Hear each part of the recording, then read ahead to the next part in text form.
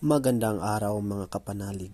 Ang orasyon naman na ito ay nagagamit pamatay sa aswang.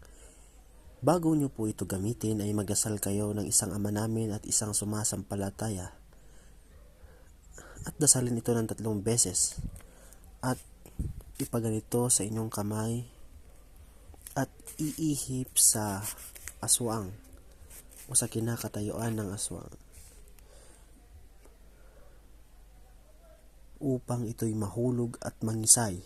Ito'y subok at ginamit na ng inyong maestro ang noong ako'y nakipaglaban sa aswang doon sa aming probinsya.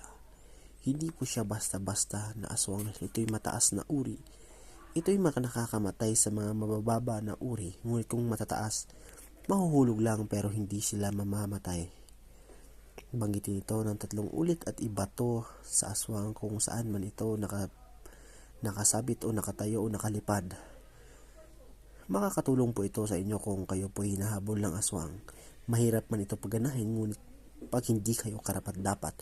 Ngunit madali po itong mapagana kung kayo po nakapagdebosyon at nakapag-alay na po ng mga dasal sa inyong espiritual na kakayanan.